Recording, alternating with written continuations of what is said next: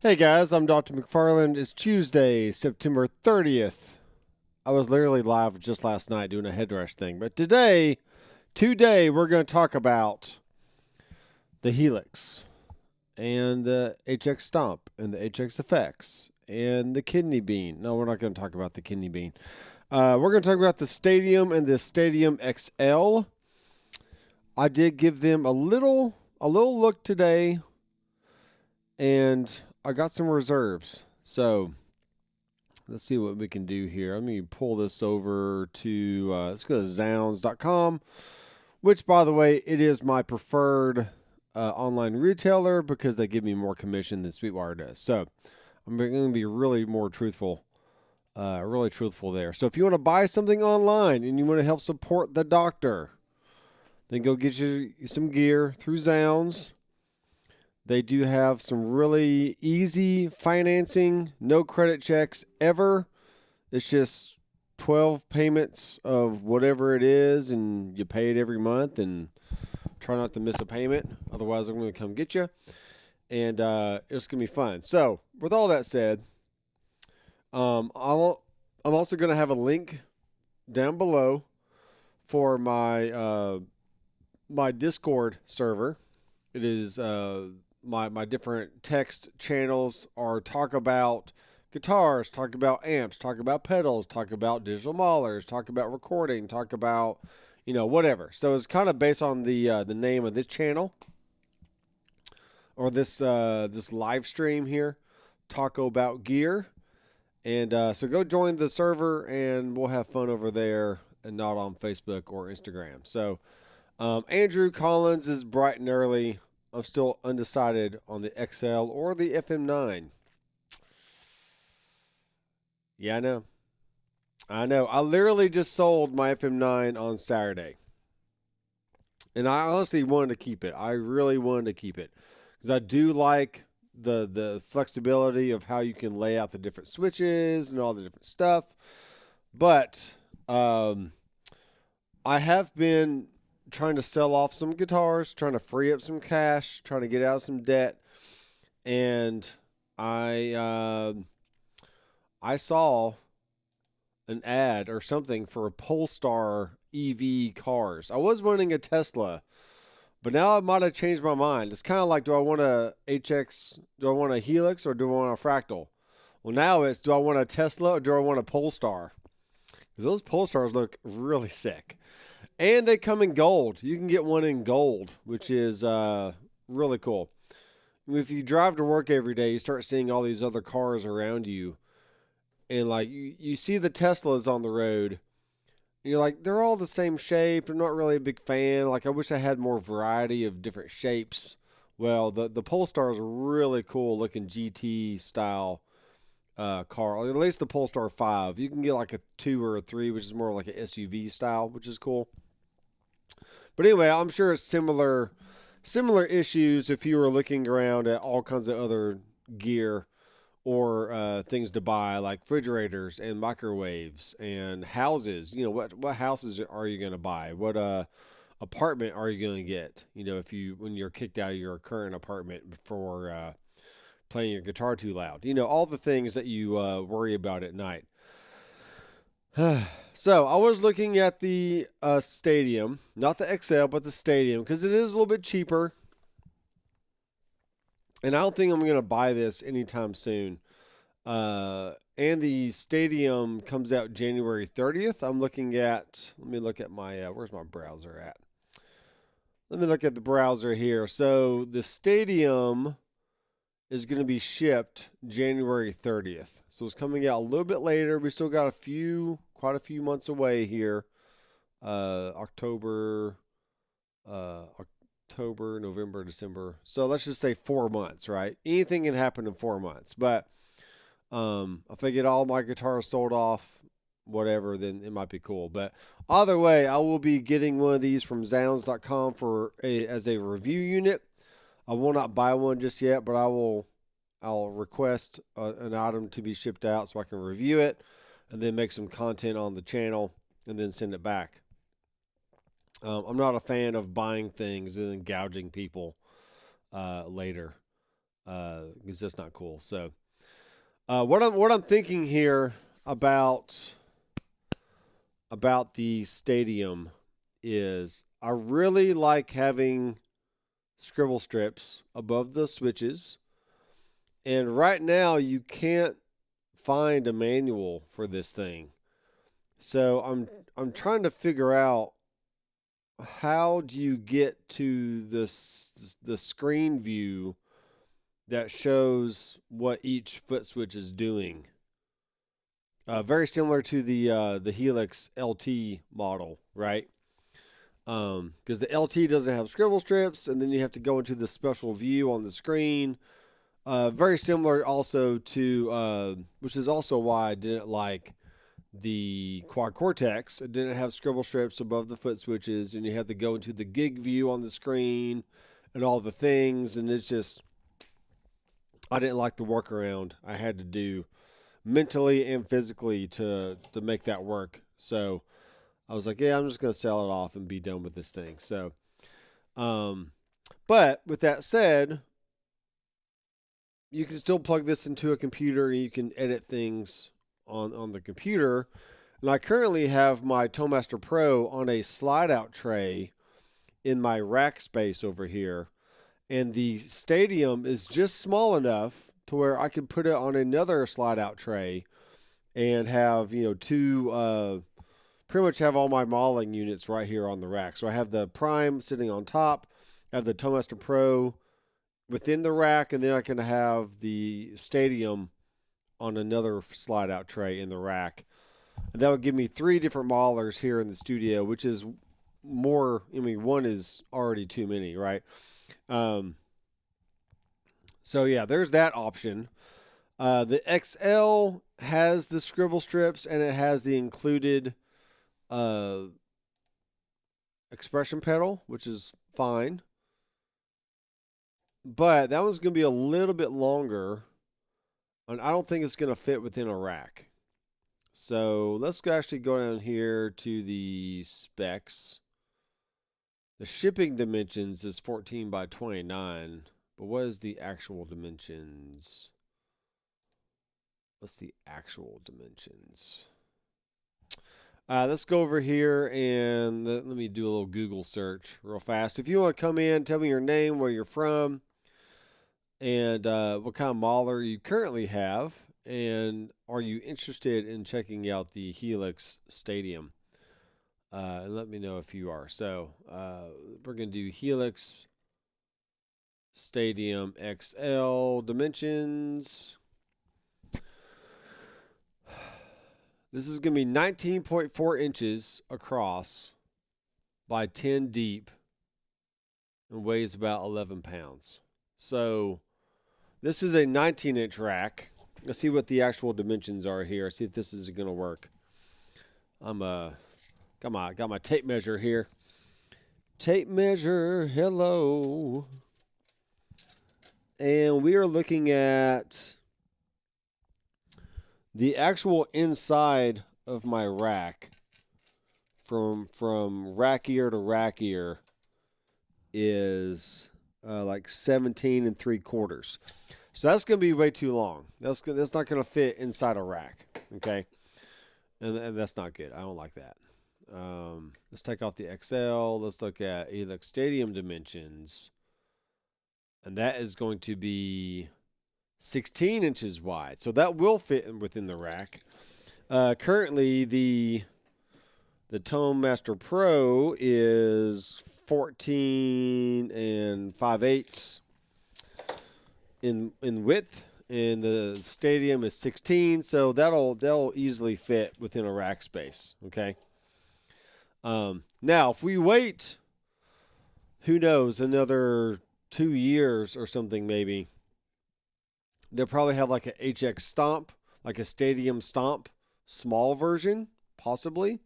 They might even have a rack version with a separate foot switch, very similar to a Fractal Axe-Fx and FC12 foot switch kind of setup. So, I don't play live, guys. I only play here in the studio. Honestly, the MX5 is more than enough for like just basic recording stuff, Um, and really, honestly and truthfully, the Toemaster Pro to me is the perfect size. It already has the touch screen. It has the scribble strips. You can use the knobs or the foot switches as encoders to control things on the screen. So for me personally, I always say that the Toemaster Pro is everything that the headrest could have been and more. And it's to me, it's the quad cortex killer. It's way easier to use than a Fractal FM9. I think the sounds are on par, and there's nothing on the Toemaster Pro that just like puts a bad taste in my mouth. Essentially, I mean everything about it is perfect for what I do here in the studio, and it's small enough I can still throw it in a backpack. I can take it out to a gig. I can take it on a plane without it taking up too much space. It's just the perfect size, honestly. I really can't say anything else about it. So, with all that said, let's go look at the XL here. Okay. So we have. Why am I being cut off? Okay. Let me make that a little bit smaller. There we go. See what we got going on here. That's a good size right there. Okay. So we do have the Agora amps. We have like 16 or so of those amps. I'm sure they sound amazing, but I mean, really at this point, to my ears, all the different modelers they don't sound exactly the same, but they're all within the same ballpark. Okay. And especially after my Friday night gig, playing with a drummer that had to keep his noise volume down, playing with a drummer that barely even knew the songs. I mean, the bass player that barely knew the songs.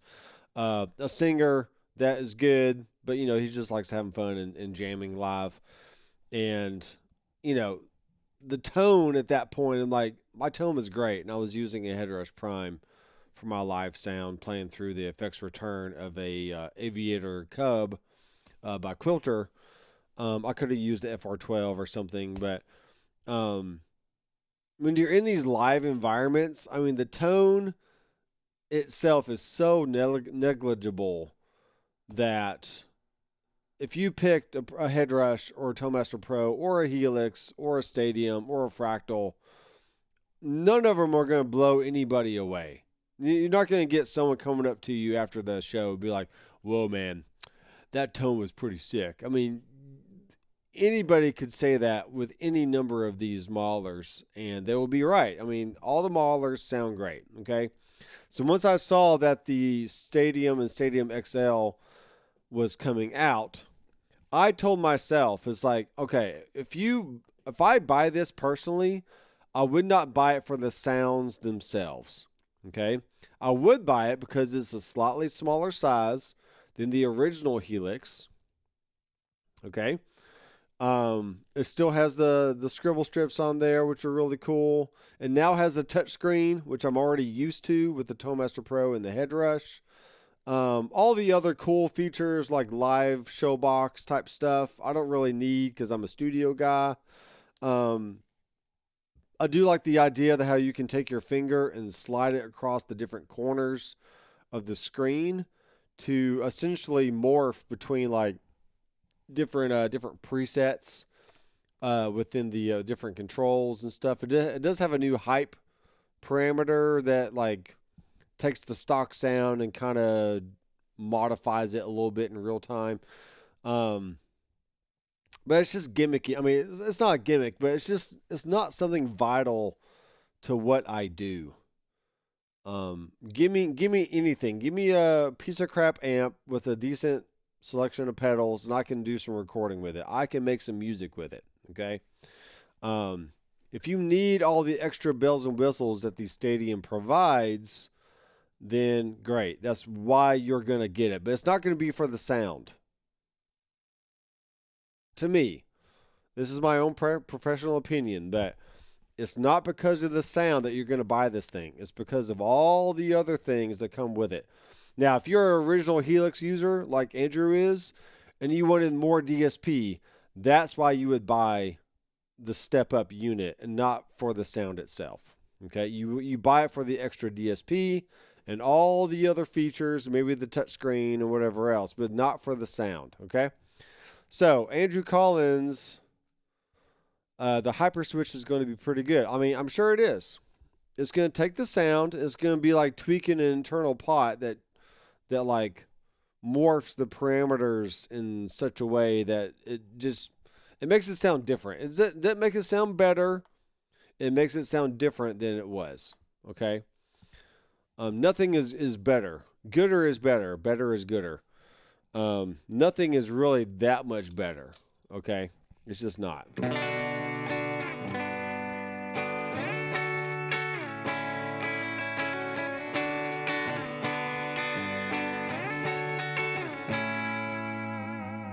I also have the Kemper player, which I haven't plugged in a few weeks. I don't like that it doesn't have a screen, but it is what it is. But yeah, the Kemper player is also really cool. The Kemper within itself is really cool.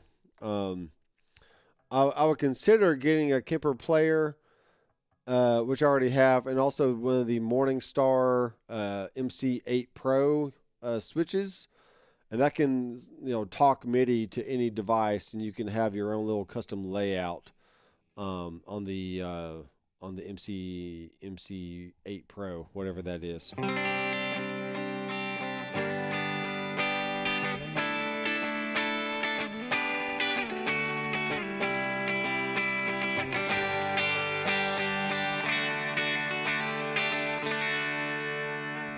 Okay, this amp right here, this is from the rig I made last night. This is the Vox amp from the Revolver series.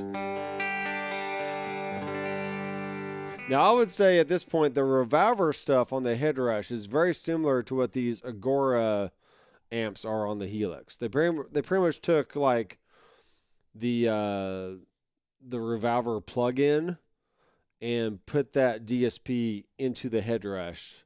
So you get all the plug-in sounds on a physical unit. I'm not saying that the Revolver stuff is tons better than these stock amps that come on the Headrush. Once again, they're just different. And when you're recording, different is better because you can lay down a part on the left side, lay it down on the right side, and then pan them hard left and right. Get this cool stereo spread going on.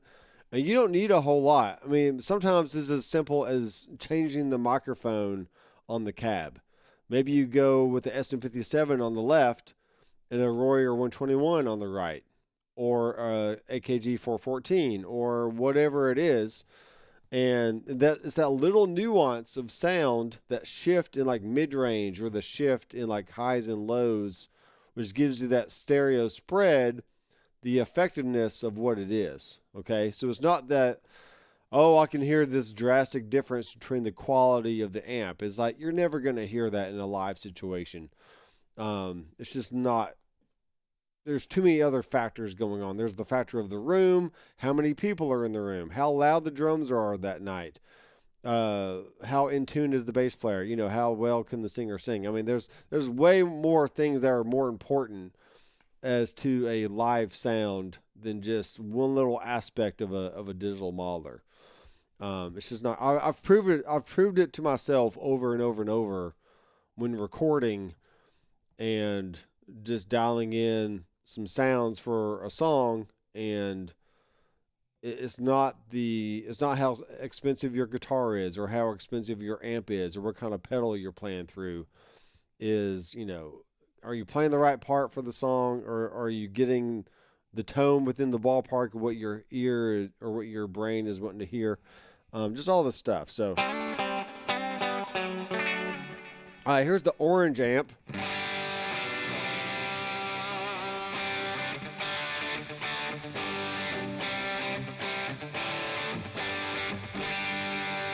All right, I've talked a lot here. I've talked a lot in the last 20 minutes. I want you to tell me in the comments what you use, why you use it. Are you interested in the XL or the Stadium, and why you'd even consider buying it over anything else? Andrew's trying to decide between the XL or the FM9. The XL is about $400 more, so that could be a factor.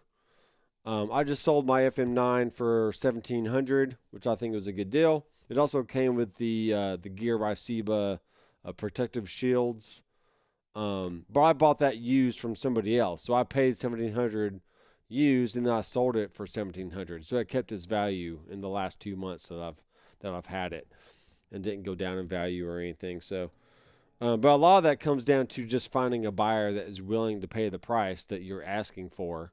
And as long as you're not trying to gouge the price or anything, then most people are pretty reasonable. And if they're going to spend, $1,600 to $1,700 anyway, then you might as well just sell it for that.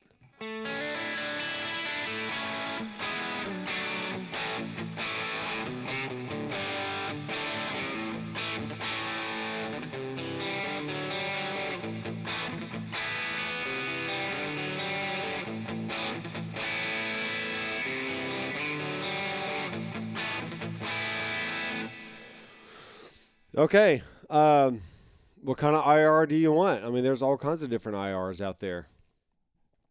Let me go to Headrush, prime.local. Show you what I'm dealing with here. Let's make a brand new rig. Okay, so the thing in question is dial in a revolver amp and a revolver cab. Disable the cab, then add an IR. Play, then delete the revolver cab. Then delete the revolver cab. Do you hear a difference? So I'm assuming you're saying that the revolver cab is actually altering the sound of the IR. As long as it's in the chain itself, then okay, he says it doesn't matter. Something is going on. Okay, I have no idea. Never messed with it, but let's try it out. Let's do a revolver. Let's do the Fox AC30. Let's go with the cab, revolver cab. Let's see here what we got. PV.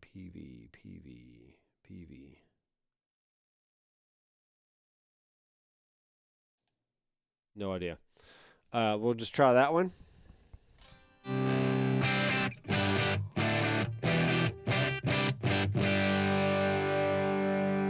We got a nice woolly tone going on there. Let's do a little tone cut. Bring down my volumes. Just kind of clean it up a little bit. Bring up the output level.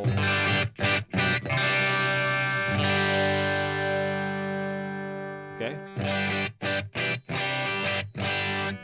All right, let's bypass the cab. Let's bring in an IR.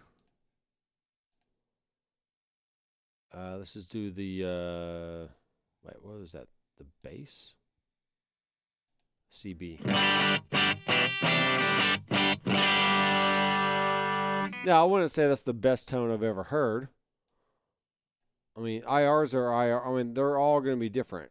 So, that's the 160. That's the 57.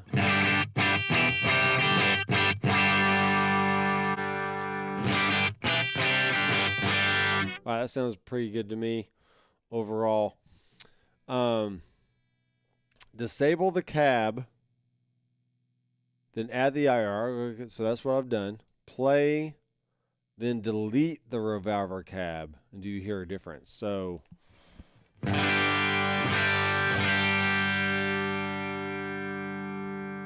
here.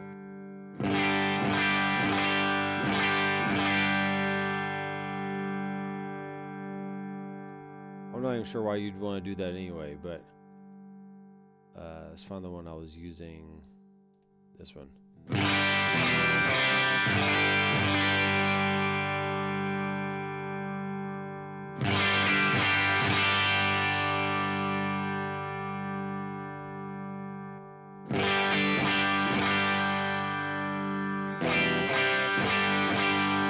Maybe something got a little bit darker, but I would never do that anyway. I mean, it just doesn't make a lot of sense to even try that. Unless you're trying to combine an IR with a cab or something. Yeah, definitely get the Mark II Turbo because you'll get the bigger screens and you'll get a little bit more DSP. I mean, if you're going to spend the money, you might as well just get the latest and greatest that they have and not try to get the Mark I for like way cheaper or something. Yep, there it is. Speaker impedance curve when a revolver cab is in the chain. I mean, yeah, that could be very possible. Something is going on, but I mean, yeah, you found it by accident, but it's still just not something that you would do normally anyway. So it's kind of like saying, well, I added this drive pedal in the chain and now it changed the whole impedance of the sound. I mean, it's just weird. Not saying you're wrong, but I mean, I just don't really care because that's not something that I would remotely want to do anyways. Now, if you want to get down to like, let's A/B the cab versus the IR. I mean, that's one thing, but so for example, if I wanted to go to a sign and let's click on these here, make them both scenes. So on this scene, I'm going to have the revolver on and the IR off. Let's actually just do the switch state. So this one's going to be off and that one's going to be on. Like so. And we'll call this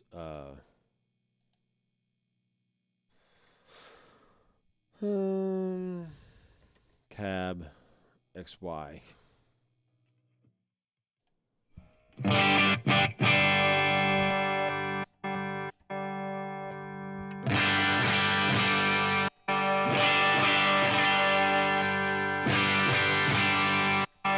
There's definitely a gap in the sound. I mean, that's not good.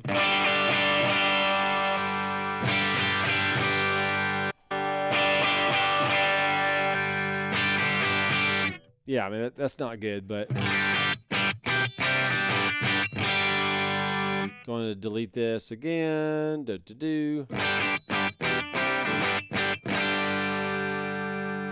Yeah, I feel like the IR cab is giving a little extra brightness to the overall sound. Yeah, maybe you should go on the Headrush forum and report that. See what they say.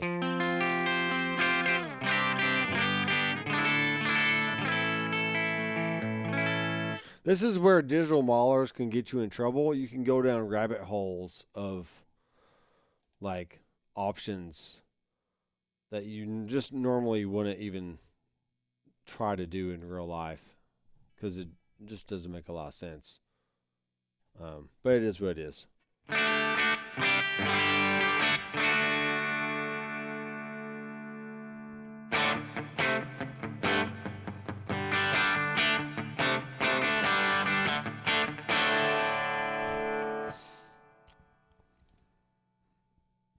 Yeah, definitely a difference. Yeah, sure.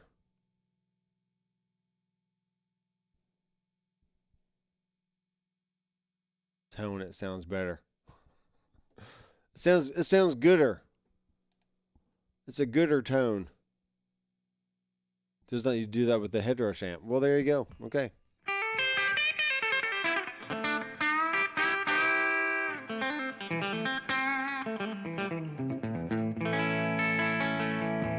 Well, to me, I mean, I just went to the amp and raised the treble up a little bit, and it made it brighter on the amp end versus the cab end. So, I mean, yeah, there's all kinds of different ways that alter the sound itself.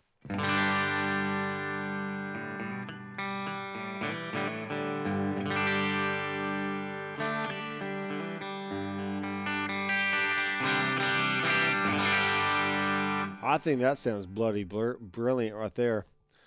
Pardon my French. All you English people out there.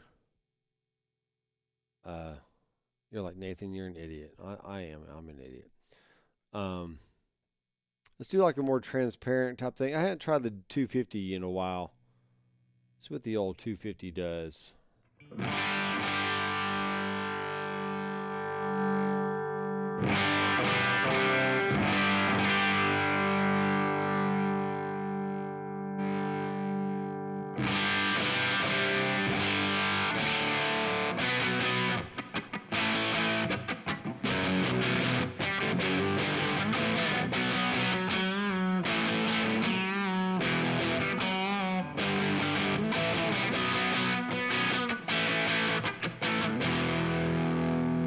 Okay, I typically I really just prefer the Tube Screamer for most overdrive options.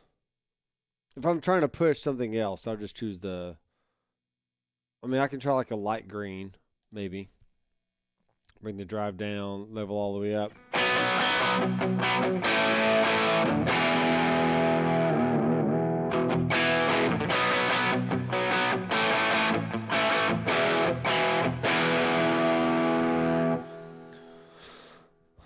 All right. Tone, it sounds better. I have a fractal where you can change the speaker impedance curve, and that is what it sounds like to me. But yeah, I mean, fractal gives you all those different options.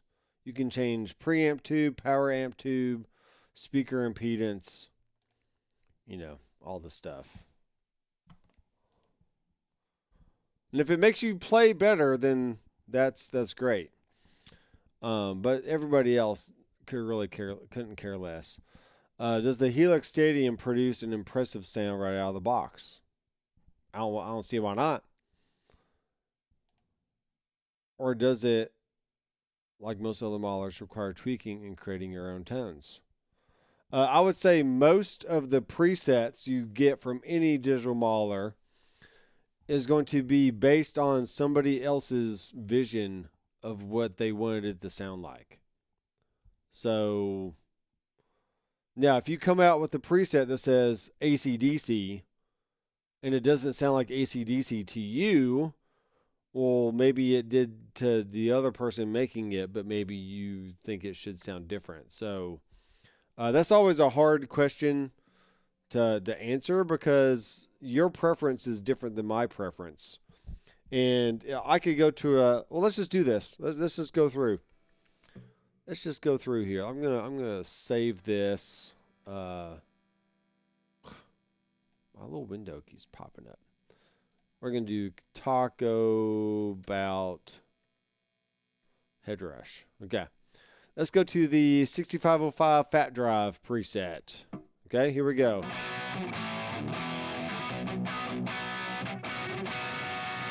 Okay, that sounds decent. It's a little dark for my personal taste. So the first thing I would do on this amp is raise the highs, bring down the lows,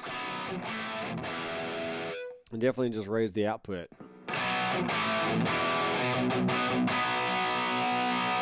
Okay, done.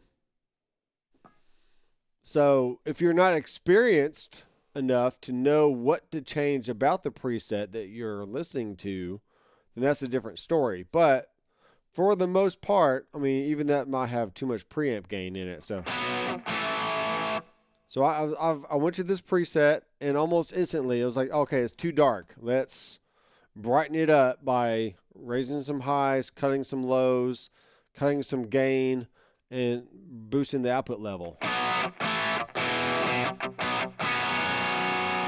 And we're good, right? So now I'm actually going to save that.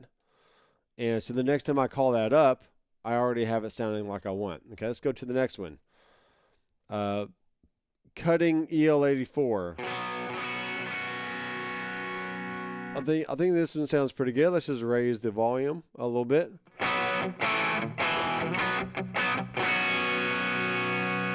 Okay, and volume level, it really is determined by the output signal of your rig. So if you click on output here, you can always see that the rig volume is down by 8.3. That's down pretty low. So maybe I should go back to the amp, turn down the amp level, then go to my output and just raise that back up to 0.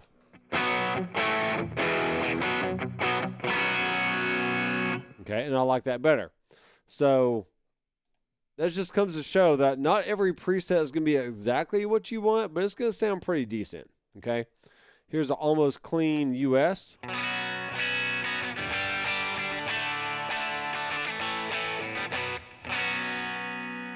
I think that sounds fine. Let's look at the output. It's only down -1. Let's bring it up.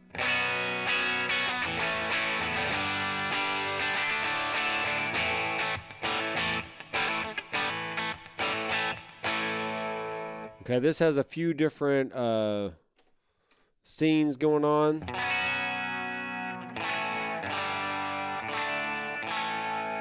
Here's the rhythm again.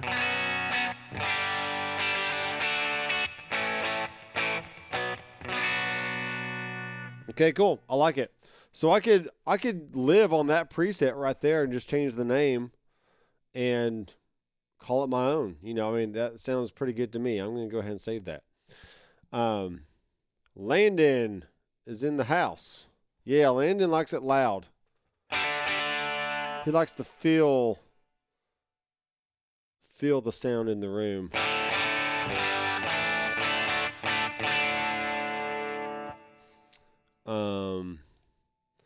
I saw some videos of the Helix Stadium on YouTube. From what I can tell, the presets sounded pretty good. Yeah, they should sound fine. They should sound just fine. Well, the new Stadium will tell you what amp cab and guitar was used to make that preset. That is great. There you go. That's another factor, and maybe why you want to buy the Stadium or the Stadium XL, because it gives you way more information about who made the preset and what their intentions were when they made it. So Dixon Mayes, he says, yo, what's up, Dixon? Welcome to the channel. Be sure to subscribe down below if you like all things gear and digital mauling, amps, pedals, digital maulers, guitars, Kiesel guitars, pink Kiesel guitars. Pink, man. It's got to be pink. The thing is a sparkle machine. The pink sparkle. It makes me poop sparkles at this point. I'm sorry, that's gross.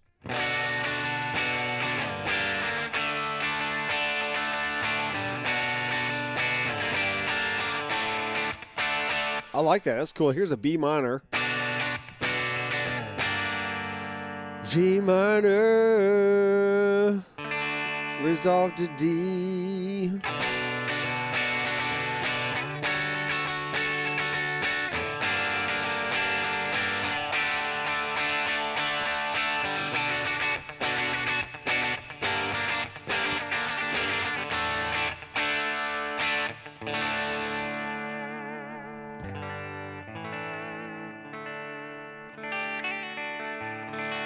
Cool, I like that one. Let's go to the tread lead, which is going to be a tread plate type thing.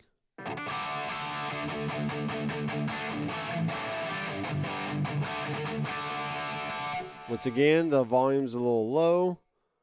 It's down 6.3. Let's bring it back to 0.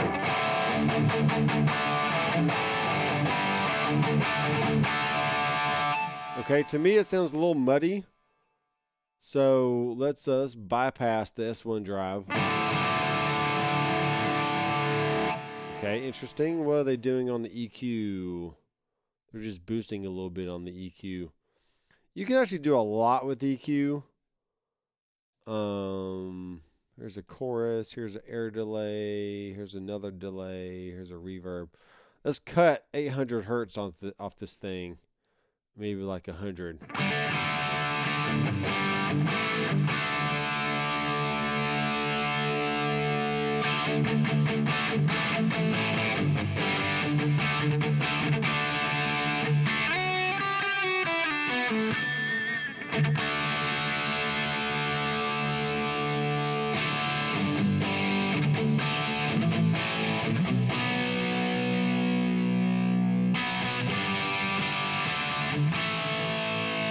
Yeah, that was a little woolly for my taste. I'm not going to save that one. Guitar super lead.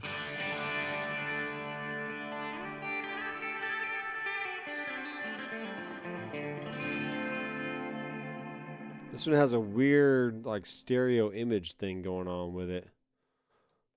It's really weird.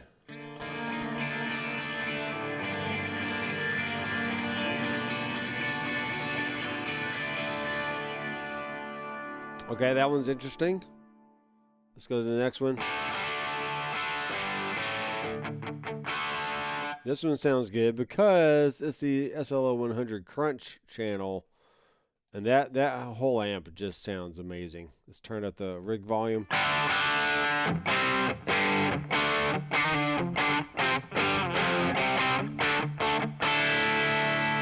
I think I've decided at this point I could probably just have the Bogner amps, the Soldano amps. I really like the orange 8030 amplifiers. Give me a Fender Deluxe and give me a Vox, and I should be good. That's all the amp models I really ever need.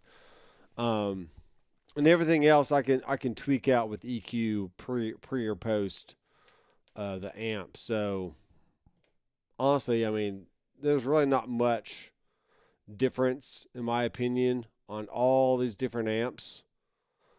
You either have a clean, you have a crunch, or some kind of rhythm sound, then you got a lead sound.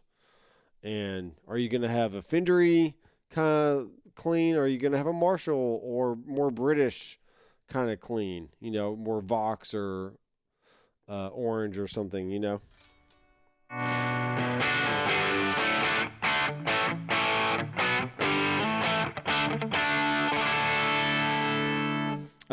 There's really not tons of information. I mean, I guess there's more tidbits here and there online, but as far as the XL goes, or the stadium itself, I mean, if the stadium had scribble strips but no expression pedal, and it was like $1,700, or even $1,500.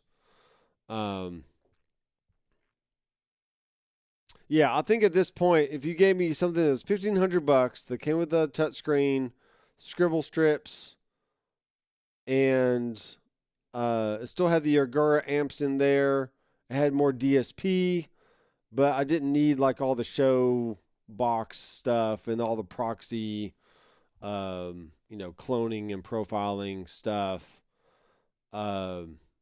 Get rid of all the fancy stuff and just give me the nuts and bolts and more DSP. And I think it'd be a great unit for like $1,500. Okay.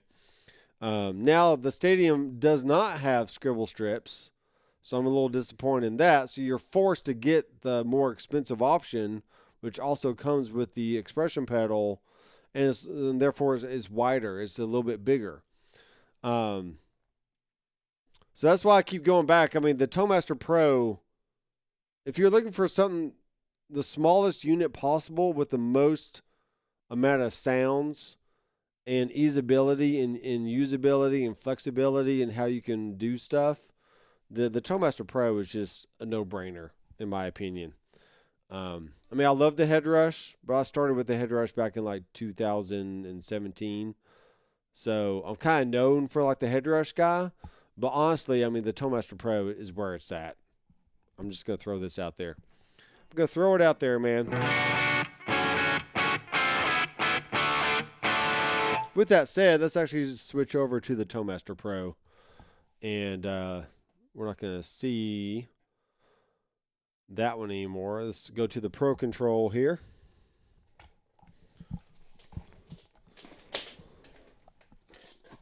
So if your question was, do I buy the Stadium or do I buy the Fractal? I say neither. Just buy the ToneMaster Pro and be done with it. But not everybody wants to hear that. So I don't want to hear that, Nathan. I want you to tell me what I want to buy. It's like, well, sorry. Here we go.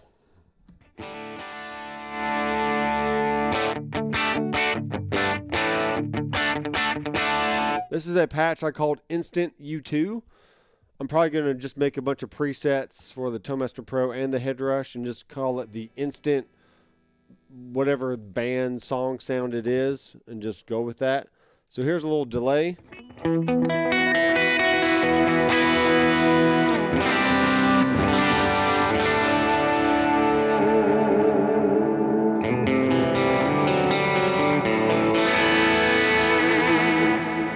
Okay, here's a shimmer.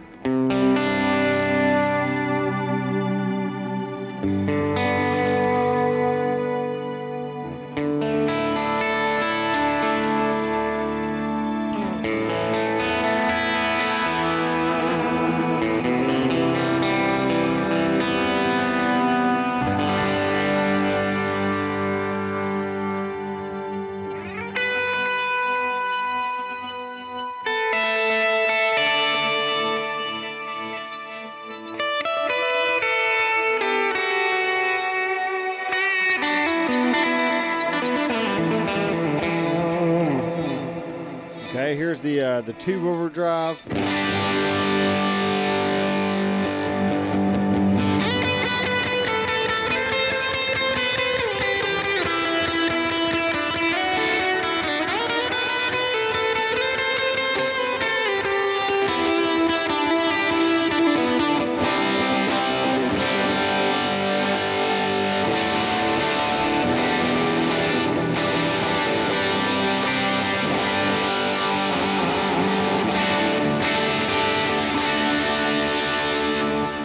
All right, so this is kind of my my YouTube patch. Let's go over here. Here's an instant AC/DC, and this one literally just has a British something. This is the Plexi with a green box and a delay and a reverb, and most of the time you don't even need the delay. So.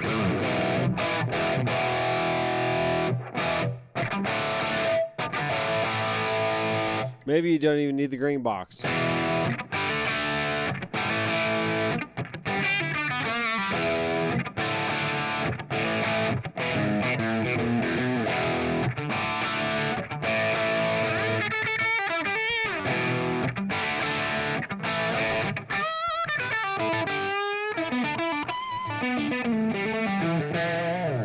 Now on this one, you can click on the cab and you can add two different microphones. So on this, I have the 121 and I have the SM57. Okay.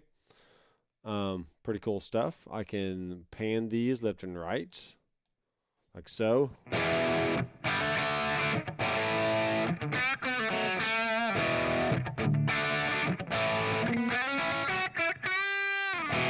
What I was doing the other night, I was practicing going to...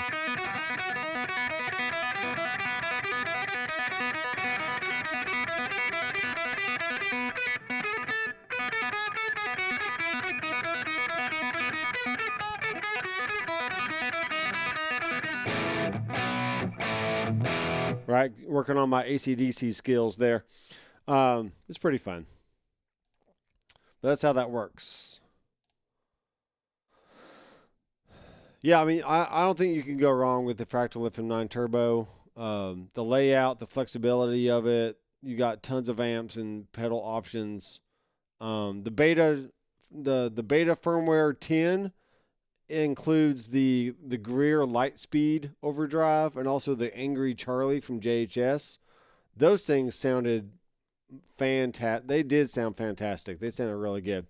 And honestly, that's why I was kind of hesitant to sell it, because like, well, I'm liking the tones I'm getting from this thing, but I'd rather be out of debt more. So that's why I sold it off. But yeah, I mean, I think for what you get and for the money, if you're going to spend $1,800 on a Stadium or $1,800 on a Fractal, I would buy the Fractal. I don't think the Stadium is that much better, especially without having scribble strips. I mean, without scribble strips, maybe $1,400, but not $1,799. I want to pay that. I would wait a year and get it used, or like B stock for like $1,200 or $1,300. I mean, honestly, that's what I would do. It just doesn't excite me. Yep, the TMP is stupid easy, but if you really like Marshall and higher gain tones, not so good. I think my tones are pretty good. Now, honestly, this one can be a little dark, so let's just raise the treble up. You know, cut that.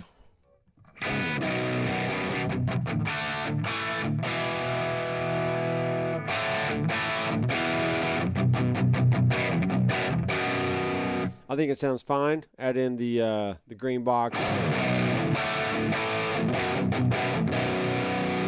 And you know what? If you want to do something after that every other modeler can do, then just add an EQ pedal. Let's go with the graphic EQ. This is like the Marshall kind of graphic, the Mesa Boogie kind of graphic thing. Let's cut some mids. Let's boost a little bit of highs. Right? Just little simple things like that that you can literally do on any modeling device.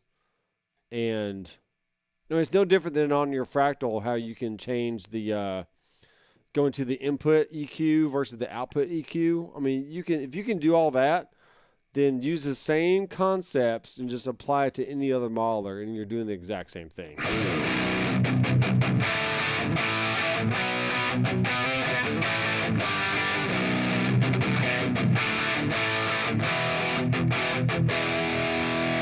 So to me, I think that's actually made the AC/DC come to life a little bit by cutting a little bit of mids, boosting some highs, and there you go. Then you turn on some delay.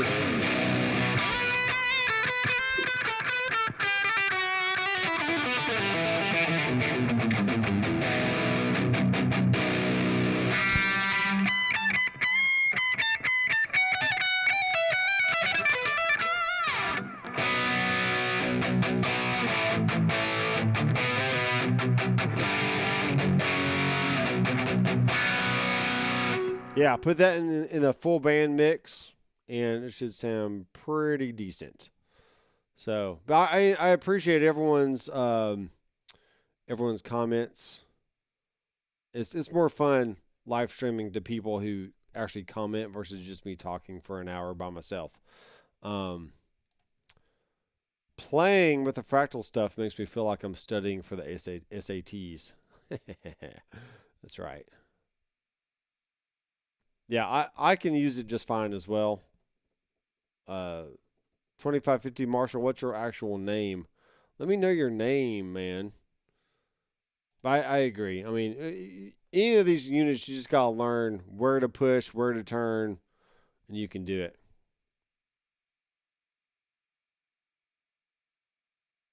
Yep. Yep.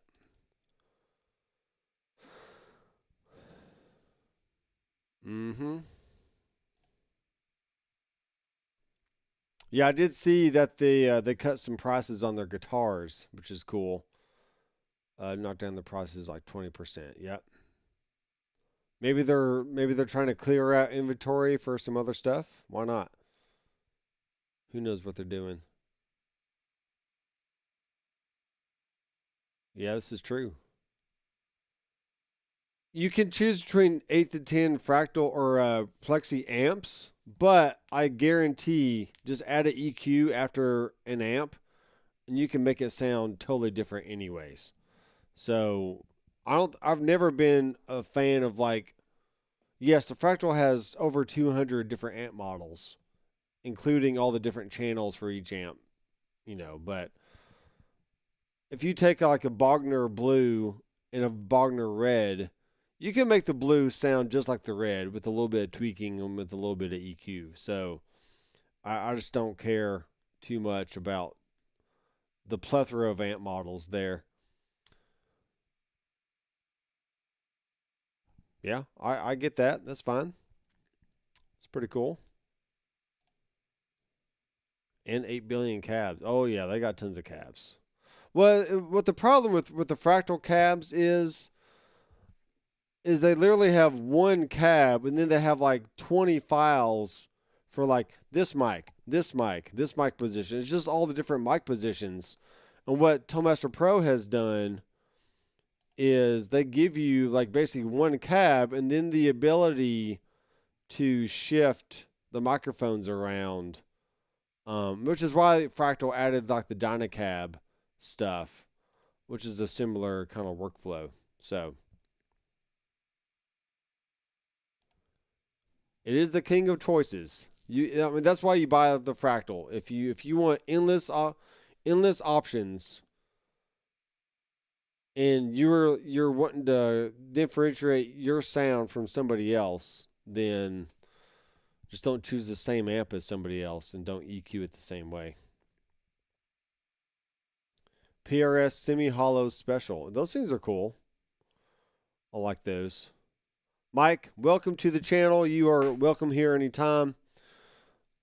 Anytime you want to come chat. I will have a link to my Discord server down below after the stream. And come join me on Discord. We can talk about more things over there in between live streams and whatever else.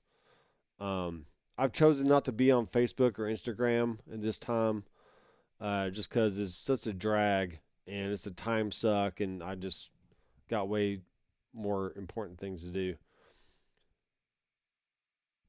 Yeah, new stuff coming for the SE line. We'll see. I wasn't too impressed with the John Mayer, well, not the John Mayer, but the NF3 and the other SE thing I tried a few months ago. Yep.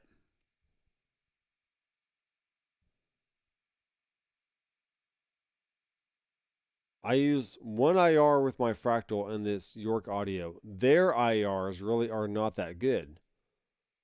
So you're saying the York Audio is not that good, or the Fractal IRs aren't that good? What are you talking about, Willis?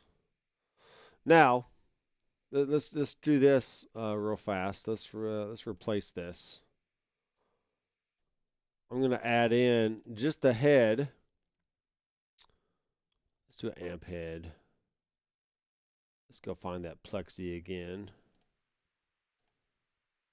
Okay, let's bypass the EQ. Let's bring in one of my IRs, which is the Doctor McFarland IR from Sonic DNA.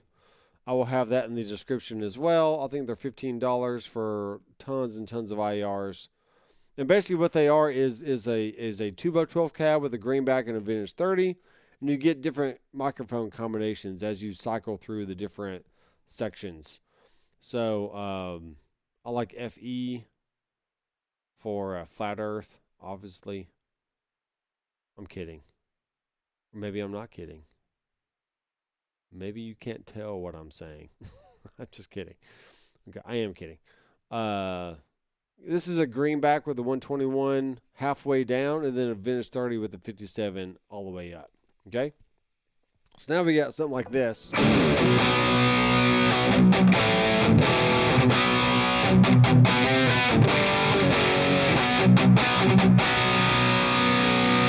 Okay, so maybe the cab wasn't all that great, but, you know, I made it work. So we can also bring up low-cut filters. We can bring down the high-cut filters, something like that. This one also has speaker impedance curves built in. So I can go choose like a greenback, for instance, versus this one, versus this one, versus this one, versus this one, versus that one, versus this one, or that one.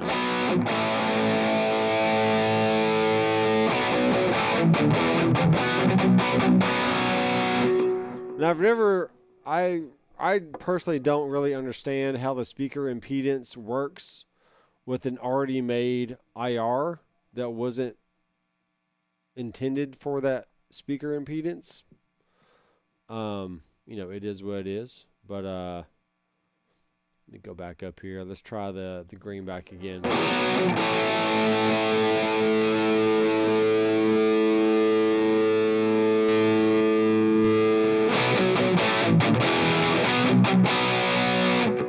There you go. And this is all with stock stuff. So bring the mids back down, bring the volume back down.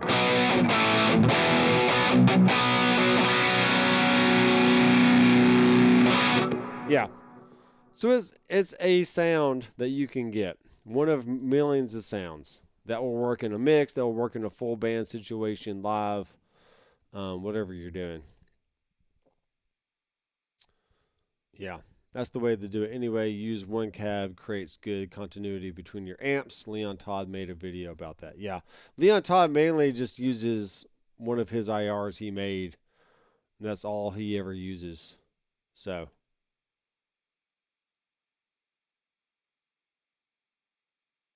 Greenback. Yep. It's pretty good. It's flat for about 15 miles. I don't know what you're talking about.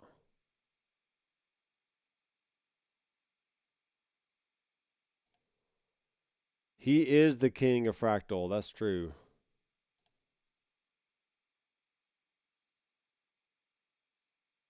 Comes from the amp, not the IR.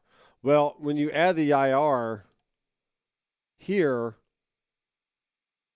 they're bringing in a speaker impedance curve imposed onto the IR. So maybe Fender's doing it wrong. Who knows? But once again, it's all just coming back to little nuances and shifts in sound.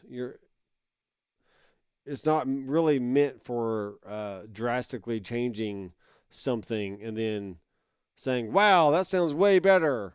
It's like going to the eye doctor. It's like, all right, left or right? Better or worse? Can you see it better? Can you see it worse? Can you hear it better? Can you hear it worse? And really, it's not a better or worse as far as tone goes. It's just like, what do you prefer? Do you prefer this one or do you prefer that one? And then when you switch in another element, okay, do you prefer this one or do you prefer that one? Okay, so maybe going all the way back to this the Stadium and Stadium XL discussion. Okay, they've added a touchscreen. They've added more DSP. They've added the show stuff. They added proxy, which will come sometime next year, maybe. They've added, what else did they add? The ability to drag your finger across the screen and change the parameters of whatever block you have up, which is kind of cool. There's the multi-track stem splitting option, which is cool if you're playing in a band along with backing tracks and you want to hear the click. And they also have like an internal mixer. So if you want to balance the click track with your stems and your original sound and dialing it all in for your in-ears, you're buying it for that. You're not buying it because it sounds better than anything else there on the market. That's just my own opinion on that. So I could take this sound right here. I could record a track. I could go make another. Let's go make a new one. Let's make another new one here, just for fun. I really like the Jubilee amplifier. This thing is pretty cool. Oh, I didn't want to do that. I wanted to add. Well, that's fine. Let's just do let's do the half stacks. Let's do the rhythm half stack here. Let's add a little reverb after the fact. And reverb. Let's just make it like a small room. Okay. Now, first thing I always do is go to the amp level and crank it up. Also go to the preset settings and crank it up. That way we're getting the full volume out of the preset.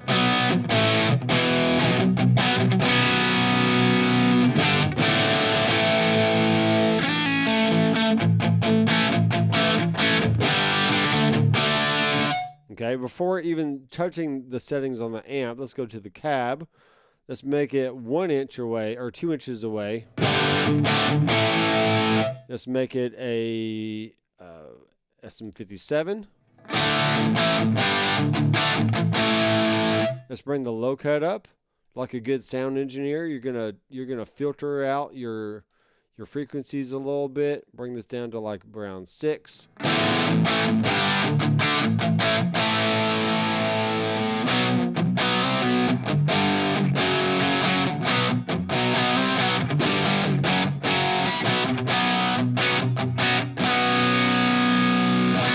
Okay, now let's actually go to the amp settings. And let's raise the treble. Let's cut the bass a little bit more. Let's bring down the gain just a little bit.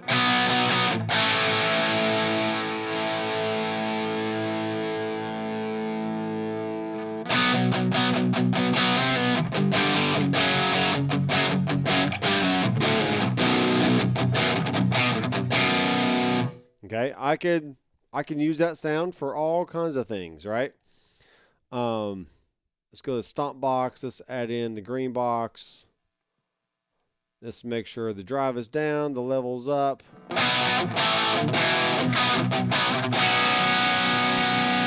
Cool. And let's add in one more. We're going for like a rock tone here. Let's go to delay.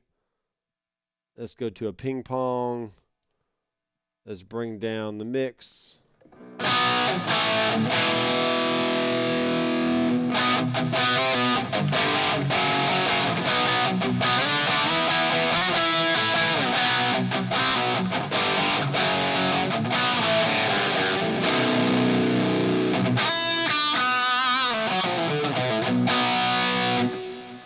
And there you go.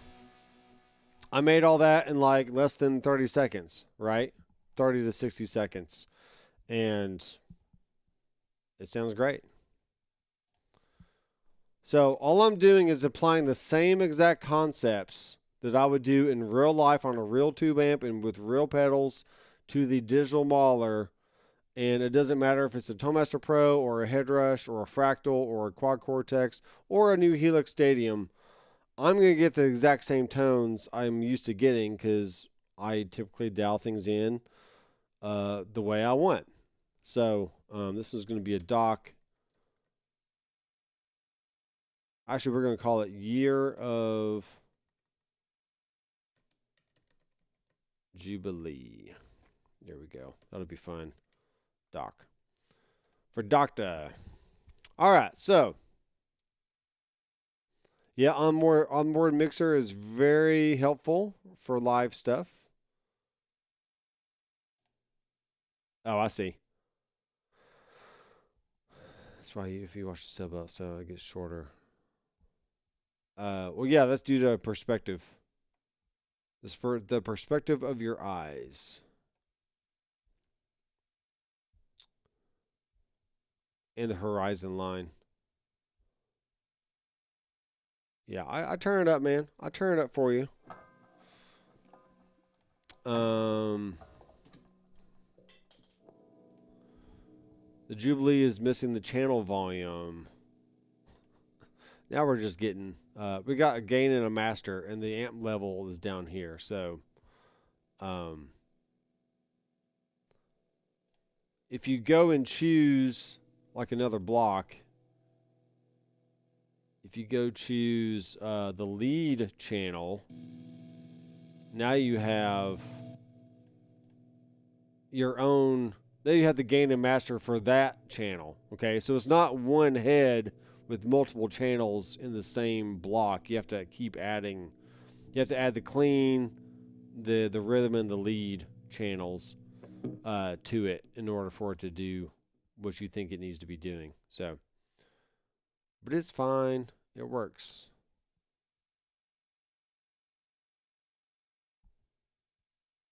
See, you're a tone meister is what you are, Mike. So, Andrew is the Helix connoisseur. Mike is now officially the tone meister.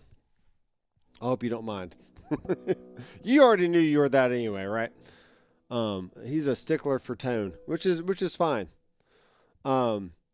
I personally, I do not care if something is true to the original, because once I record it and then send it off to the client, they're not asking me, hey, was that a real Marshall Jubilee with a channel volume on it? It's like, no, it doesn't matter.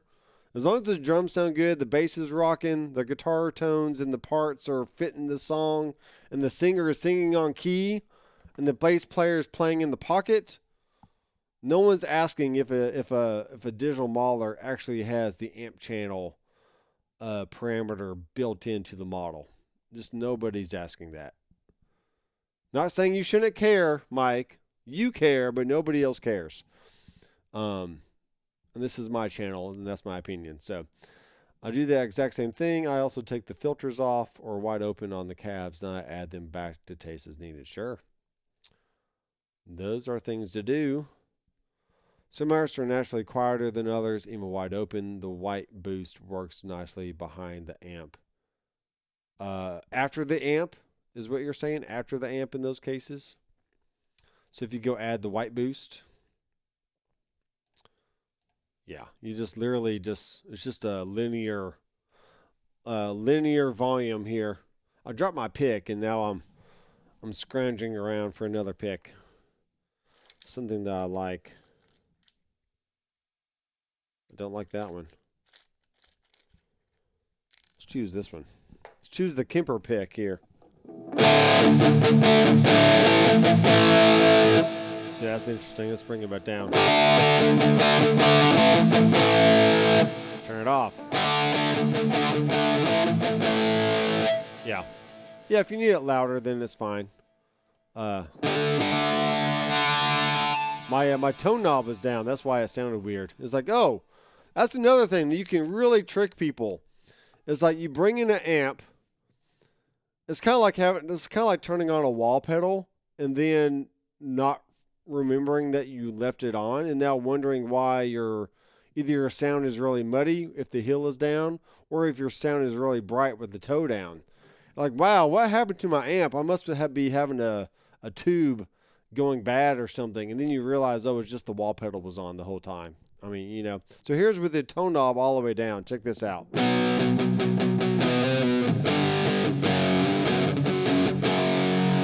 So you go to the amp, you're like, oh man, I gotta cut some mids, I gotta raise some highs, I gotta cut some lows. And you're like, it just doesn't sound right. What's going on here? And you start messing with the knobs on your guitar. Let me put this back to where it was. And you're like, okay, knob on the guitar, back up. Oh, it was just the tone knob was down. I'm an idiot. You know what I mean?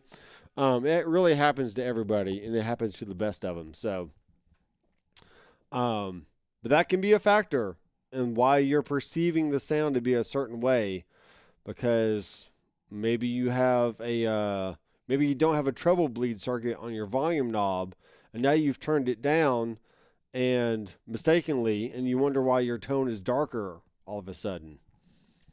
It's just things that happen in real life.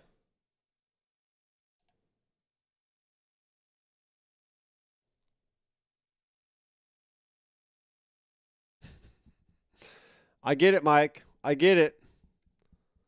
I get it.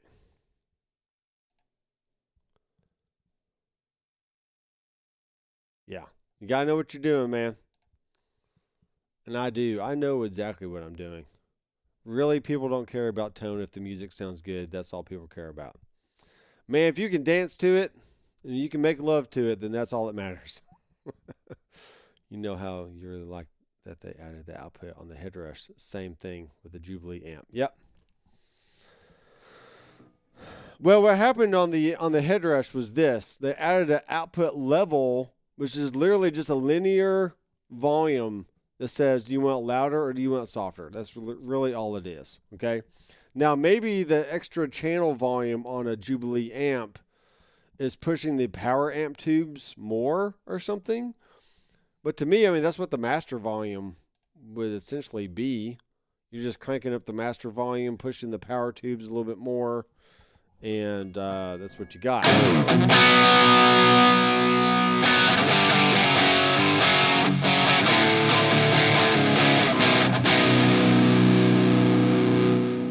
Because power amp distortion is a real thing.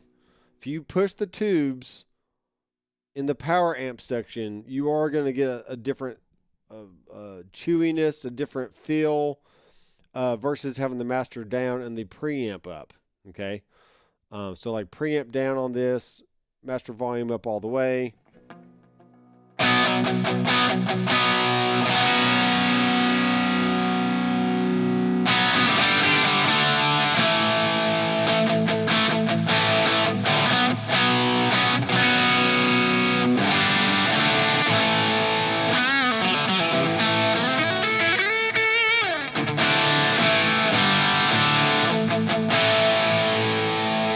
I think that's really all they. If you want a different sound, that's all you gotta do is just crank up the master, turn down the gain on the preamp, or vice versa. You know, more preamp gain, less power, amp distortion, whatever. It's all doing the same stuff.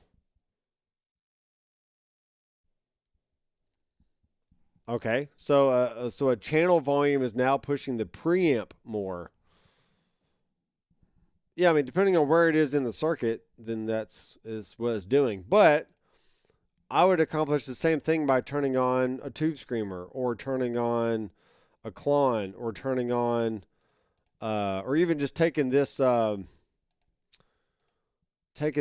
micro boost on the front and just goosing it. You know, just doing this kind of thing.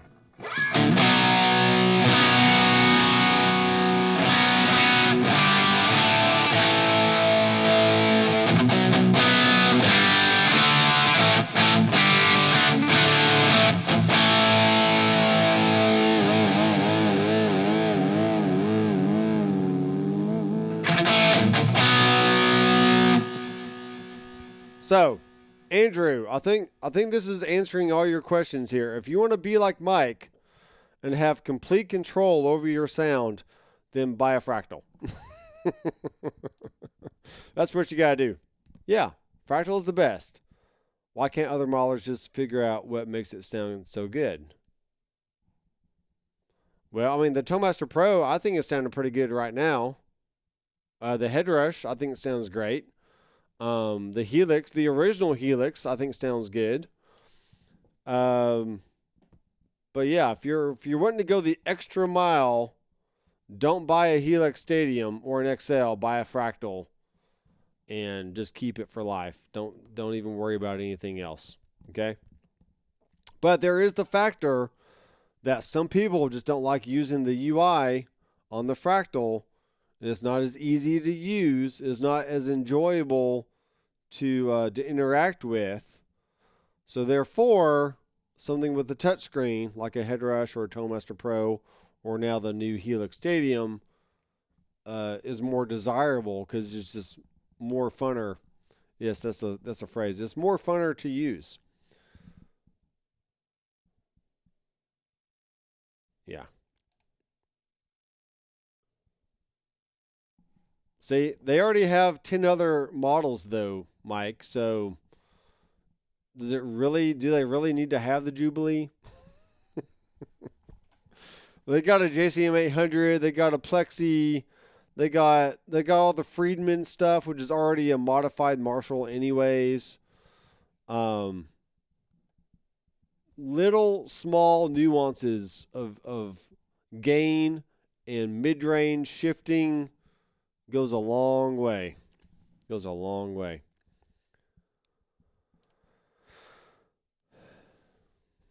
So now you like the TMP. The TMP does the Jubilee better. Well, there you go. Well, it does it better because Fractal didn't even have it in the first place.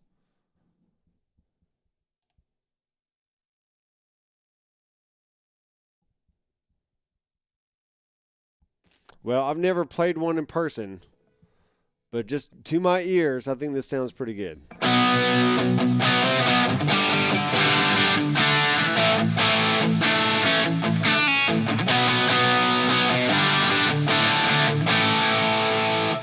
Let me look through my list here. I'm going to be done here in a second, but let's look through my list. I'm pretty sure I have a Jubilee something in here. Doc Jubilee Mayhem. So what I've done is added a clean and a lead with a cab. And then with a ping pong and all that. Let's see. Yeah, and then just a tube screamer. So same essential thing I was trying to do earlier. Here's the green.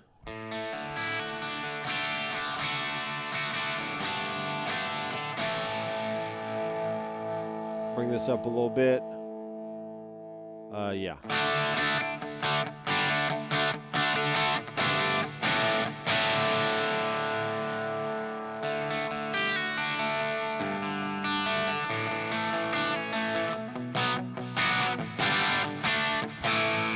Okay, that's not very clean at all. I mean, it's cleaner, but you got this thing now.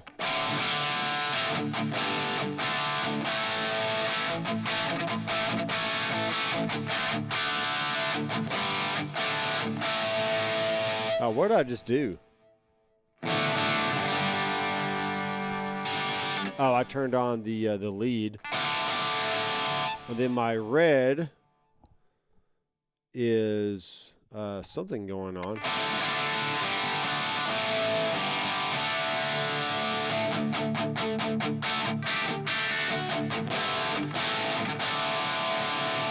I think it sounds good.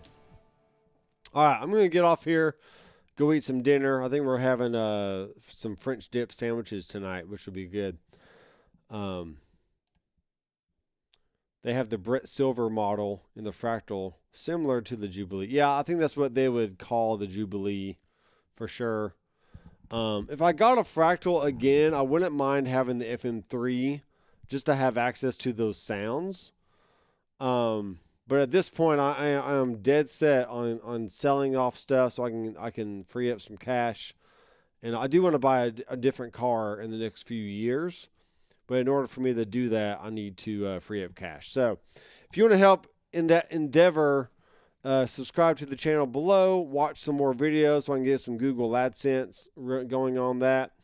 Go download some presets I have available on the website. And I'll also have a link to the Discord down below. So if you want to continue the conversation over at Discord, then go right in and talk about your Silver Jubilee channel volume stuff, and we'll all enjoy the banter back and forth. So that is a Lux amp, not a Jubilee. Okay, well, there you go. He knows. Mike is the Marshall guy. So if you have any Marshall questions, Mike is going to get you set straight. I think Keith Urban, as well as most other famous country people, do live here in Nashville-ish area. I think he actually lives in Clarksville, which is about 45 minutes to an hour west of Murfreesboro. You can probably get there in 45 minutes from like downtown Nashville. I'm pretty sure he lives in Clarksville. So yeah.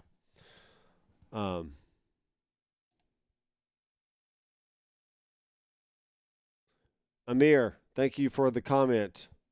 That's what I've been trying to say this whole time. Just focus on the playing. I can play AC/DC with this kind of sound. I can play any kind of classic rock song, Guns N' Roses, with any gain sound, right? As long as you got a clean, a crunch, and a lead, you can play any song. Don't worry about the nuances of everything else, unless you're just really into like the specifics of whatever. But it is what it is. So subscribe, click the bell, all that stuff, and I will see you in the next video. Keep rocking.